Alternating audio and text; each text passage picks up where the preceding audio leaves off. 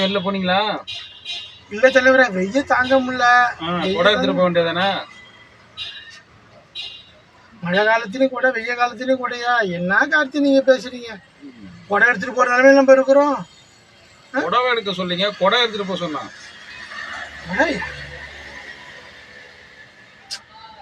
உடம்பு வர வர ஊறி போயிட்டே இருக்கு. நீங்க வேற ஏங்க, நீங்க வேற ஒண்ணுமே சாப்பிடுறது இல்ல. எப்படிதான் உங்களுதுன்னு உடம்பு எனக்கே தெரியல. உட்கார்ந்து இருக்க முடியல. நின்னுக்க வேண்டியதானே? ஏங்க வேர்த்து ஊத்துதுன்னு சொன்ன தலைவரா, தொடச்சிக்க வேண்டியதானே? கிடப்பு முழுக்காவே பேசுங்க. ஏதாவது உங்களுக்கு என்ன வந்திருக்கு? நானும்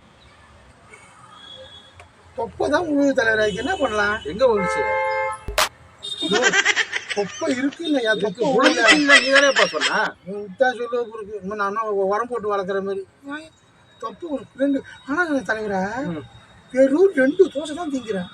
எப்படிதான் விடுதுன்னு தெரியுது. எனக்கு தண்ணியும் கொஞ்சம் தான் குடிக்கிறேன். ஏன் தான் இப்படி இருக்குன்னு தெரியல.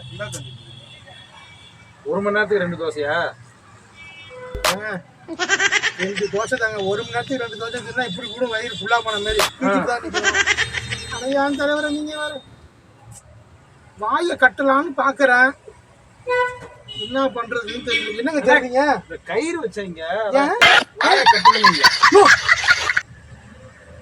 எதுக்கு எதையா சொல்ற? நீ தானே வாயை கட்டணும்னா கயிறு வச்சாதான் தேடிட்டு இருக்கான். சரி, ஆனா தலைவர் ஏன் ஓவரா பேசுறீங்க?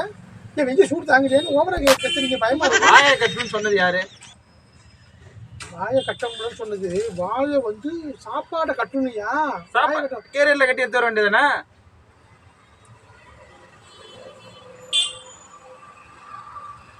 ஓ ஈஸ்வரா, இன்னைக்கு என்ன நிலைமை வந்து சட்டனாதா காந்து பொண்ணு தினமும் வந்து மாட்டிக்கிட்டு ஐயா இது பேசலாம் வந்துட்டீங்களா?